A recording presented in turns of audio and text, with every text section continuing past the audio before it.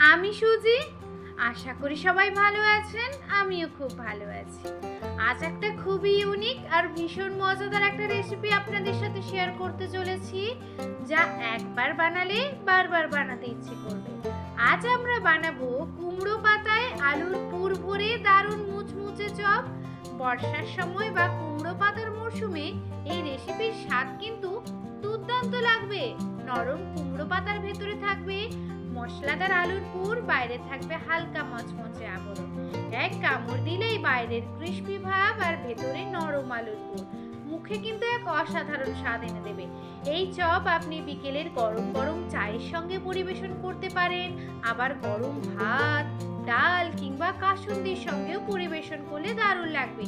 বাড়িতে অতিথি এলে কিংবা বাচ্চাদের টিফিনেও এটি হতে পারে কিন্তু চমৎকার একটা নতুন আইডিয়া।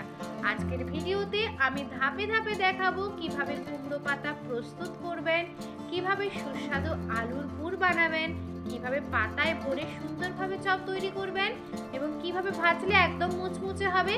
সঙ্গে থাকবে অনেক ছোট ছোট টিপস, যাতে প্রথমবার বানিয়েও একদম পারফেক্ট রেজাল্ট পান। তাহলে চলুন আর দেরি না করে শুরু করে ফেলি। আমার পরিবারে নতুন হলে চ্যানেলটি সাবস্ক্রাইব করে পাশে থাকতে ভুলবেন না। অবশ্যই লাইক করে দেবেন, একটা ছোট্ট হাইপ করে দেবেন। দেখুন, বাজার থেকে টাটকা কুমড়ো শাক নিয়ে এসেছি। তো কুমড়ো পাতার চপ ভাজতে আমার এখানে শুধু পাতাগুলোই লাগবে। তো ভালো ভালো পাতাগুলোকে আমি কিন্তু বেছে নিয়েছি। একদম টাটকা কচি পাতা, পরিষ্কার পরিচ্ছন্ন পাতা আমি বেছে নেব। বেশি পাতা নেব না, 8 থেকে 10টা কচি কুমড়ো পাতা আমি এখানে নিয়ে নেব, বেশি লাগবে না। দেখুন, সব পাতাগুলোকে এইভাবে কেটে নিয়েছি। ডাঁটাগুলো কিন্তু লাগবে না, কিন্তু ডাঁটাগুলো আবার ফেলে দেবেন না, তাহলে পাতাগুলোকে এক সাইডে রেখে চপের ব্যাটারটা আমি প্রথমে রেডি করে নিই। এখানে আমি দিয়েছি 2 চামচ মতো বেসন, 1 চামচ চালের গুঁড়ো, স্বাদ মতো লবণ, আর দিলাম কালারের জন্য হলুদ গুঁড়ো, আর দিয়েছি এখানে ঝালের জন্য গোলমরিচ গুঁড়ো। আপনারা এখানে গোলমরিচটাকে স্কিপ করে ঝিরিঝিরি করে কাঁচা লঙ্কা কুচি দেবেন। কালো জিরে দিয়েছি 1 চামচ। সব উপকরণগুলো দিয়ে দেবার পরে 1 চিমটে দেব বেকিং সোডা। চপটাকে মুচমুচে করার জন্য এবার চামচের সাহায্যে সব উপকরণগুলোকে ভালো করে মিশিয়ে নিয়ে অল্প অল্প জল দিয়ে একটা স্মুথ ব্যাটার রেডি করব। করার জন্য চালের গুঁড়োও দেবেন, আরও চপটা সুন্দর মুচমুচে হবে। অল্প অল্প করে জল দিয়ে একটা ঘন ব্যাটার প্রস্তুত করে নেব, বেশি পাতলা করবেন না। আমি থিকনেসটা আপনাদেরকে দেখিয়ে দেব কিভাবে ব্যাটারটা রেডি করবেন। আর হ্যাঁ, সব উপকরণগুলো দিয়ে শুকনো উপকরণগুলোকে ভালো করে চামচের সাহায্যে মিশিয়ে নেবেন। তো যখন ভাজবেন তখন একটু ওপর থেকে গরম তেল দিয়ে দেবেন। দেখুন, ব্যাটারের থিকনেসটা আশা করি আপনারা বুঝতে পেরেছেন। যেভাবে আমরা আলুর চপ বানাই সেইভাবেই ব্যাটারটা রেডি করছি। ব্যাটার তো রেডি হয়ে গেছে। আমি পুর বানানোর জন্য 2 মিডিয়াম সাইজের আলু নিয়েছিলাম। প্রেসার কুকারে সেটা সিটি দিয়ে দিয়েছি, তার ক্লিপটা নিতে ভুলে গেছি। এবার কুমড়ো শাকগুলোকে ব্লাঞ্চ করে নেব। ব্লাঞ্চ করা সোনাটা একটু খটোমটো লাগলেও ব্লাঞ্চ করাটা খুবই ইজি। আমি একটা কড়াই নিয়ে নিয়েছি, তার মধ্যে দিয়ে দিলাম গরম জল আর দিয়ে দিলাম লবণ। লবণটা জলের মধ্যে গুলে গেলে এবার কচি কচি কুমড়ো পাতাগুলো ওর মধ্যে দিয়ে দেব। আপনাদের চাইলে হাতে যদি একটু সময় থাকে কুমড়ো পাতাগুলোকে হালকা একটু ফুটিয়ে নিতে পারেন, কোনো অসুবিধা নেই। তো এই পদ্ধতিটাকেই বলে ব্লাঞ্চিং পদ্ধতি।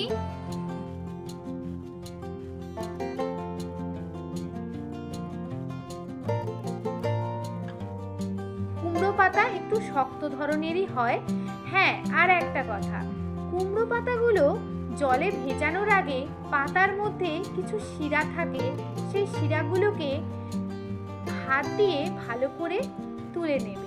তাতে দেখবে যখন কুমড়ো পাতার চপগুলো ভাজবে তখন একটা শক্ত ভাব ফিল হবে না। দেখুন, এইভাবে কিন্তু কুমড়ো পাতাটাকে ব্লাঞ্চ করে নিলাম। এবার এক সাইডে পাতাগুলোর জলগুলোকে ছড়িয়ে নেব। ততক্ষণে আমি তাহলে পুরের রেডিটা করে ফেলি। আলুর যে পুরটা বানাবো খুবই সিম্পল, যেভাবে আমরা আলুর চপের পুর বানাই সেইভাবেই বানাবো। তো আমি এই রেসিপিটা একদম নিরামিষ পদ্ধতিতে বানাচ্ছি। প্রথমে ফোড়নে দিয়ে দিলাম জিরে, 1 চামচ গোটা জিরে দিয়ে দিয়েছি। এবার থেতো করে রাখা আদা আর ঝিরি করে কেটে রাখা কাঁচা লঙ্কা দিয়ে দিয়েছি ঝালের জন্য, আর একদম কুচি কুচি করে কেটে রাখা টমেটোটাও দিয়ে দিয়েছি। আমি এখানে একটা মিডিয়াম সাইজের লাল টকটকে পাকা টমেটো ব্যবহার করেছি। আর কিছু গুঁড়ো মশলা ব্যবহার করেছি যা আমাদের দৈনন্দিন রান্নার জন্য ব্যবহার হয়। তার মধ্যে আমি নিয়েছি এখানে গরম মশলা গুঁড়ো, জিরে গুঁড়ো আর ধনে গুঁড়ো। ব্যাস, এই 3টে মশলা দিলেই এই আলুর পুরের টেস্ট একদম অসাধারণ হয়ে যাবে। হ্যাঁ, আপনারা যদি এটা আমিষ পদ্ধতিতে বানান তাহলে অবশ্যই পেঁয়াজ রসুন অ্যাড করতেই পারেন। আমি এই চপটা পুরোপুরি নিরামিষ পদ্ধতিতে বানাচ্ছি। এবার যে সেদ্ধ করে রাখা আলুগুলোকে আমি হাতের সাহায্যে একটু ম্যাশ করে নিয়েছিলাম, দেখুন ম্যাশ করে রাখা আলুটাও দিয়ে দিলাম। আর হ্যাঁ, আলু দিয়ে দেওয়ার সাথে সাথে পরিমাণ মতো লবণটাও দিয়ে দেবেন, যে যার স্বাদ মতো লবণটা দিয়ে দেবেন। আর একদম শেষে কুচি করে রাখা ধনেপাতা দিয়ে ভালো করে আলুর পুরটা রেডি করে নেব। আলুর পুরটা একটা প্লেটের মধ্যে দেখুন নামিয়ে নিয়েছি। ঠান্ডা হয়ে গেলে তারপরে চপের মতো শেপ দেব। দেখুন পাতাগুলো জল ঝাড়িয়ে একটা প্লেটের মধ্যে রেখে দিয়েছি, আর আলুর স্টাফও রেডি আর ব্যাটারও রেডি। তাহলে চলুন চপটাকে গড়ে নেওয়া যাক। তাহলে চলুন চপটাকে রেডি করে ফেলি। একটা কুমড়ো পাতা নিয়ে নিলাম, মাঝখানে আলুর পুর রেখে দিলাম, চারদিক থেকে ভাঁজ করলাম। দেখুন প্রথমে এক সাইড থেকে ভাঁজ করলাম, তারপরে আরেক সাইড থেকে ভাঁজ করলাম, তারপরে সামনের দিকের এক সাইড, তারপরে আরেক সাইড। এইভাবে চারদিক থেকে ভাঁজ করে সুন্দর পকেটের মতো একটা রেডি করে ফেলেছি। কত সুন্দর দেখতে হয়েছে, একটা হার্ট শেপের মতো। এইভাবে সেম আর একটাও বানিয়ে ফেলবো। দেখবেন এইভাবে বানালে কিন্তু ভেতর থেকে পুরো কিন্তু ভাজার সময় বেরিয়ে যাবে না। আমি যেভাবে বানাচ্ছি, প্রথমে এক সাইড মুড়ে নিলাম, তারপরে আবার এক সাইড মুড়ে নিলাম। এইভাবে চারদিকটা ভালো করে ফোল্ড করে নেব আর একটা সুন্দর পকেটের মতো করে নেব। কত সুন্দর হার্ট শেপের মতো তৈরি হয়ে গেছে প্রত্যেকটা চপ। এইভাবে আমি 6টা চপ রেডি করে নিয়েছি। 6টা কুমড়ো পাতা নিয়েছিলাম, একদম টাটকা কচি কুমড়ো পাতা। তো দেখুন কত সুন্দর পকেটের মতো রেডি হয়ে গেছে। এবার চলুন তাহলে গ্যাস ওভেনের দিকে যাওয়া যাক। একটা ননস্টিক কড়াই বসিয়ে দিলাম, তার মধ্যে দিয়ে দিলাম সাদা তেল। পুরোটাই আমি রিফাইন্ড অয়েলে ভাজবো। এবার চলুন একটা একটা কুমড়ো পাতার চপ ব্যাটারে আলতো হাতে ডোবাবো। এবার গরম তেলের মধ্যে ছেড়ে দেব।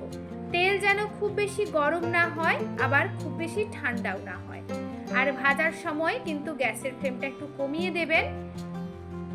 কম করে করে এই চপটা ভাজতে হবে।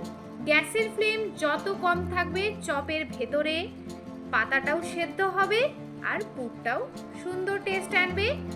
অল্প আঁচে চপটাকে ধীরে ধীরে ভাজতে হবে, বেশি হাই ফ্লেমে কিন্তু এই চপ ভাজতে যাবেন না।